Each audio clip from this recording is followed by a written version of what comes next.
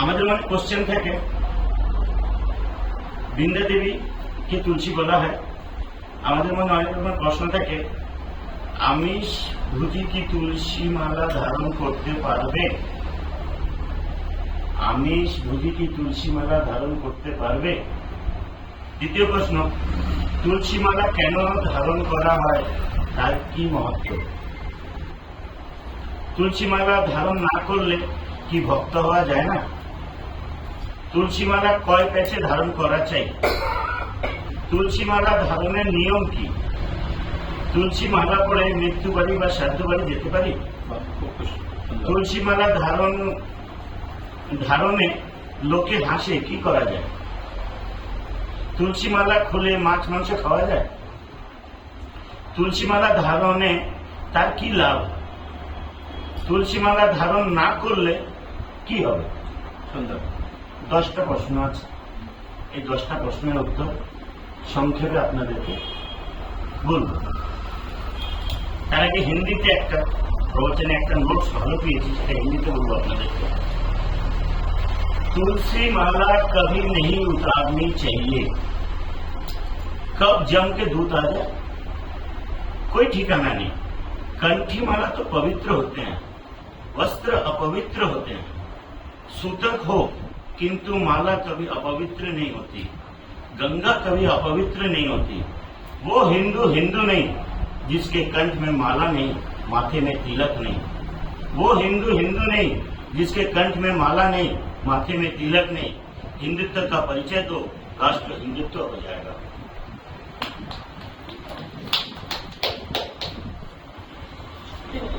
तुलसी माला কেন ধারণ করা? তুমি সবাইকে তিলক লাগাই দাও। তুলসী মালা কেন ধারণ করা? তুলসীর অনেক মহিমা, ভগবানের সাথে জড়িত থাকতে পারে। ভগবানের প্রিয় বৃন্দা দেবী মানে তুলসী, তো আমাদের প্রিয় কৃষ্ণ। যখন বৃন্দা দেবী কে আপনি গলায় ধারণ করে রাখবেন, তো কৃষ্ণ কোথায় থাকবে? বৃন্দা দেবীর কাছে। তো বৃন্দা দেবী যখন আপনার কাছে আছে, তো কৃষ্ণও আপনার কাছে আছে।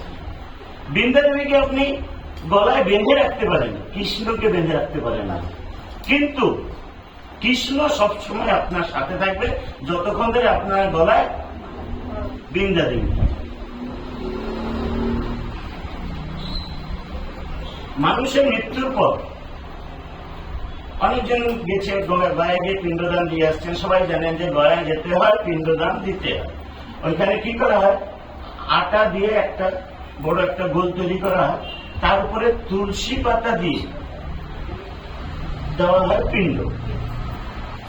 এই কলিযুগে কি আমরা জানি যে আমাদের পরের বংশ আমাদেরকে পিণ্ড দিতে গয়া যাবে?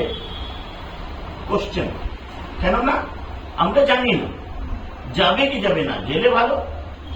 আমরা জীবিতকালীন কলিযুগে আমরা থাকাকালীনই আমরা পিণ্ড থেকে উদ্ধার হতে চাই। সেই জন্য কি করতে হবে? গলায় তুলসী মালা দিতে হবে।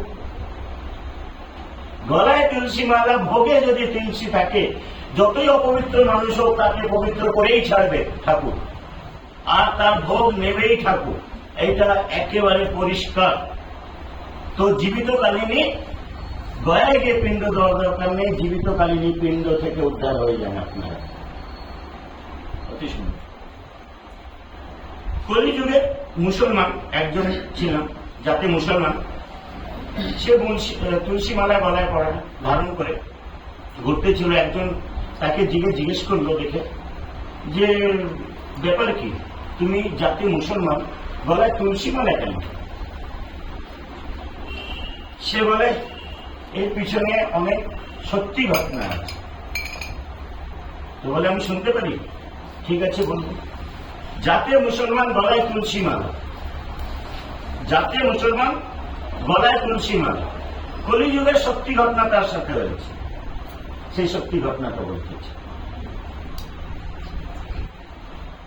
সে মানুষ গরু চড়াতে যায় রাস্তা দিয়ে, তো দেখে কিনা রাস্তার পাশে আরো মোটা লম্বা চওড়া দুইজন মানুষ সাইডে দাঁড়িয়ে আছে।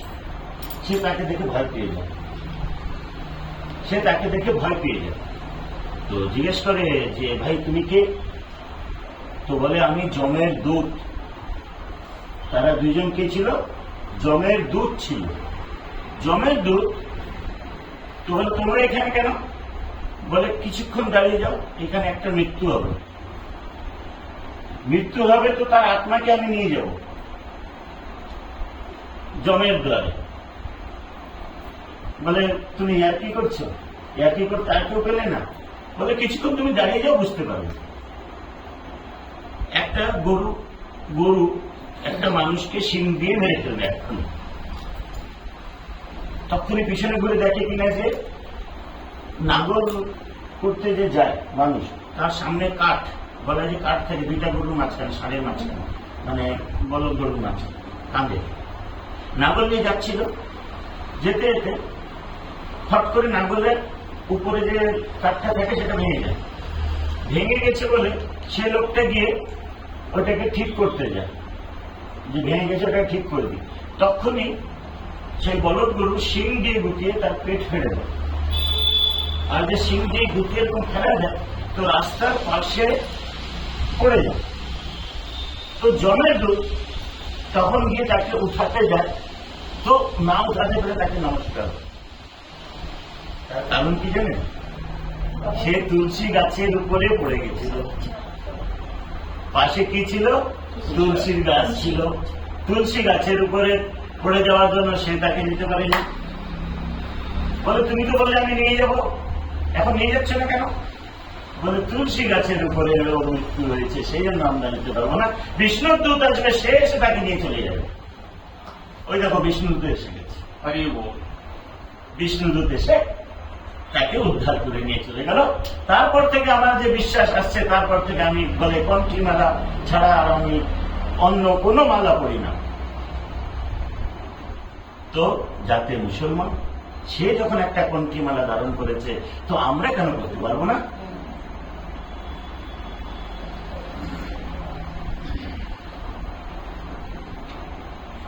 তুলসী মালা ধারণে ভয় পায়, লোকে কি বলবে। তুলসী মালা ধারণে লোকে সবসময় ভয় পায়, তুলসী মালা করছে কি বলবে, কি হাসবে, করবে, সবসময় একটা মনে কোশ্চেন থাকে। তুলসী মালার এত শক্তি যে আপনাকে ভুল কাজে যেতে দেবে না। যে কোনো ভুল কাজ আপনি করতেন, অসৎ কাজ করতে যাচ্ছেন, আপনাকে করতে দিতে দেবে না। একটা শরীরের ভাইব্রেশন আসে, সবসময় মনে হয় যে আমি তুলসী মালা করছি, আমি ভুল কথা বলবো না, মিথ্যে কথা বলবো না, ভুল কাজ করবো না। কালকে আমার সাথে একটা ভুল কাজ হয়েছে, তারপরে আমি নিজেকে নিজে আমি চেপে গেছি, সাথে সাক্ষী আছে, দাদা সাক্ষী আছে, আমি সেখানে উপদ্রব করতে পারতাম, কিন্তু এই আমাকে আটকে দিয়েছে। আমি শক্তি থাকা সত্ত্বেও আমি বলছি না ভাই, সামনে যাবো।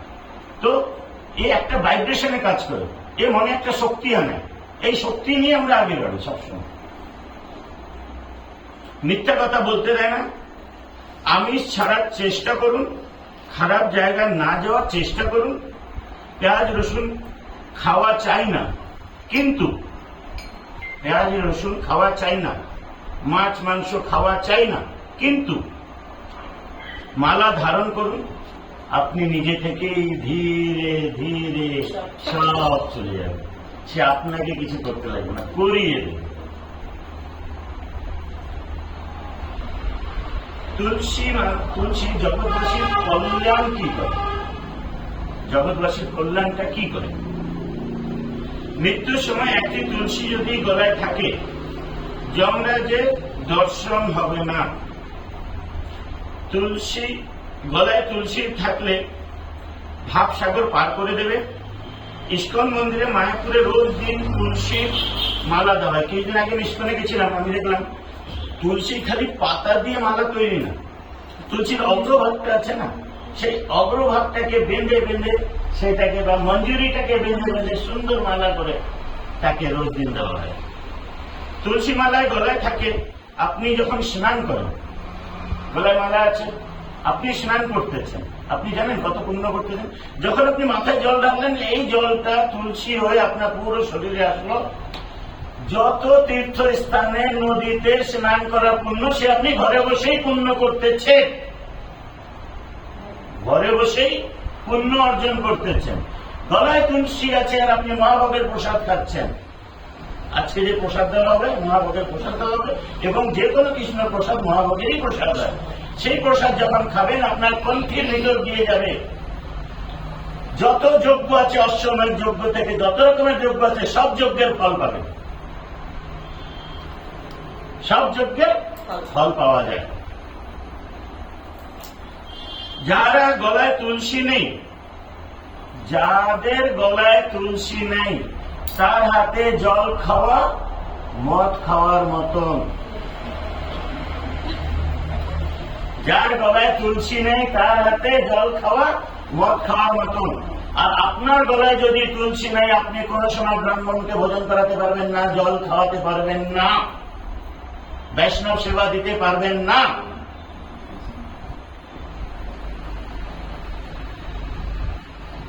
একটা জাতে মুসলমান ছিল, একটা মুসলমানের গল্প করলে কি হয় যে আমাদের হিন্দু থেকে আলাদা।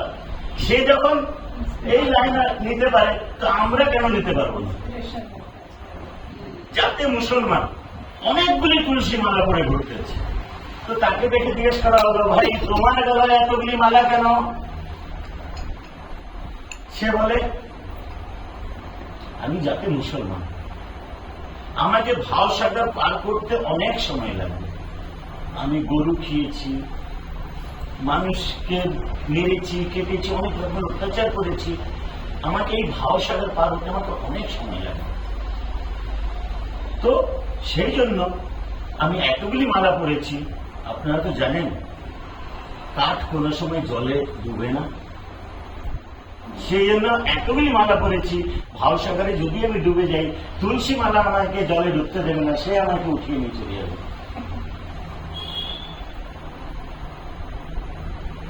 ভালো লাগলে হরে কৃষ্ণ বলে।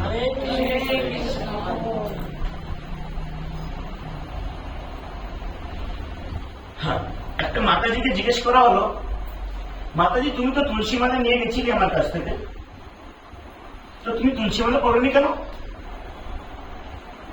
মাতাজির কি উত্তর ছিল দেখেন, আমি এখনো মাছ, মাংস, ডিম, পেঁয়াজ, রসুন ছাড়তে পারিনি। আমি আমার ছেলে বৌমাকে বলে দিয়েছি, আমার মৃত্যুর সময় গলায় তুলসী মালাটা পরিয়ে দিস।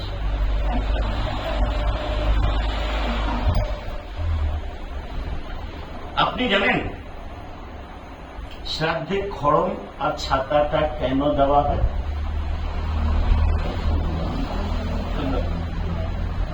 খড়ম আর ছাতা কেন দেওয়া হয় কেউ বলতে পারবেন? দেখেন, যখন মানুষের মৃত্যু হয়, 40,000 কাঁকড়া বিছা কামড়ানোর মতন সে কষ্ট পায়। 40,000 কাঁকড়া বিছা কামড়ালে যতটা কষ্ট হয়, ততটা কষ্ট মানুষের মৃত্যুর সময়। আর আমরা বুঝতে পারি না, তখন সে 10 মিনিট 5 মিনিট সেন্সলেস হয়ে যায়, কিন্তু তার উপরে খুব বেশি অত্যাচার হতে থাকে। আর যখন মৃত্যু হয়ে যায়, যমরাজ তাকে টেনে টেনে টেনে নিয়ে যায়, সেই জন্য তাকে খড়ম দেওয়া। আর যখন টেনে টেনে রোদে নিয়ে যায়, সেই জন্য তাকে ছাতা দেওয়া। শ্রাদ্ধে খড়ম আর ছাতা দেওয়া আপনারা সবাই শুনেছেন যে হ্যাঁ, শ্রাদ্ধকে এই দুইটা জিনিস দেওয়া হয়।